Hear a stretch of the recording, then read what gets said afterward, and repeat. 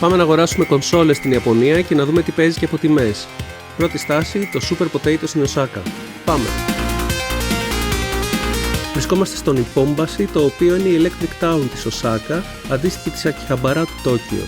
Έχει πάρα πολλά καταστήματα με used κονσόλες και παιχνίδια, από τα οποία το Super Potato είναι το πιο μεγάλο και γνωστό. Οι τιμές του είναι ίσως λίγο πιο τσιμπημένες από τα υπόλοιπα, αλλά έχει μεγάλη ποικιλία. Αν ψάχνεις κάτι συγκεκριμένο, σίγουρα θα το βρεις εδώ. Το yen βρίσκεται στο χαμηλότερο που έχει υπάρξει τα τελευταία χρόνια, οπότε είναι τέλεια ευκαιρία να βρούμε κονσόλες και παιχνίδια που είναι δύσκολο να βρεις εκτός Ιαπωνίας. Αρχίζουμε από το πρώτο Nintendo Famicom, τον πρόγονο του NES, στα 45 ευρώ και δίπλα στη διπλάσια περιπτιμή με AV Mode, καθώς το Original είναι μόνο RF. Δίπλα του στο Super Famicom με 8.778 yen, δηλαδή 50 ευρώ, και από κάτω του στο Famicom Disk System στην ίδια ακριβώς περιέργως συμμετρική τιμή με πολλά οχτάρια για ευημερία. Προχωρώντας βρίσκουμε Nintendo 64 στα 60 περίπου ευρώ και από πάνω GameCube από 50 ευρώ εδώ το πορτοκαλί μέχρι 40 σε πιο μέτρια κατάσταση. Το πάνω ράφι έχει box Nintendo Famicom περίπου στα 100 με 110 ευρώ, PlayStation 1 με controller περίπου 40 ευρώ και φτάσαμε στα Sega. Αυτό εδώ το Mega CD2 έχει περίπου 190 ευρώ και αυτό το Mega Drive 1 με controller, καλώδια και τροφοδοτικό κάπου στα 100 ευρώ. Sega Master System περίπου 160 ευρώ, αλλά για να δούμε το Sega Mark III πόσο έχει. 20.680 yen, 120 ευρώ δηλαδή, φθηνότερο από το Master System. Με το κουτί του πόσο να έχει? 27.280 yen, δηλαδή 162 ευρώ περίπου. Συνεχίζουμε με Sega Saturn στα 60 περίπου ευρώ και Hori Fighting Stick για το Saturn 22 ευρώ. Από πάνω έχει Dreamcast HEMA με 100 περίπου ευρώ, Dreamcast Boxed Arcade Stick με 65 και κουτάτα Dreamcast με 150 περίπου ευρώ, όσο έχουν και τα κουτάτα Mega Drive 1 και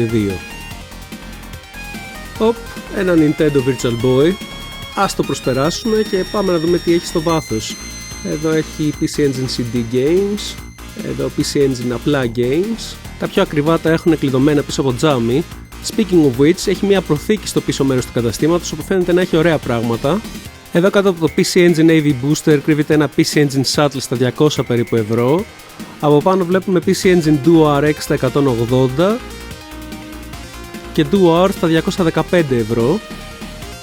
Από κάτω τι έχουμε? PC Engine GT Handheld 272.800 yen, δηλαδή 1.620 περίπου ευρώ. Wow. Για να δούμε τι λένε οι σημειώσεις. Έχουμε και λέμε διαφορετικό serial στην κονσόλα από το κουτί, λείπει το λουράκι, μικρή ζημιά στο κουτί λόγω του αυτοκολλήτου με την τιμή, κρατσονίζει στην οθόνη, συμπεριλαμβάνεται τροφοδοτικό και tuner όλα στα κουτιά τους. Οκ. Λοιπόν, προχωρούμε παρακαλώ.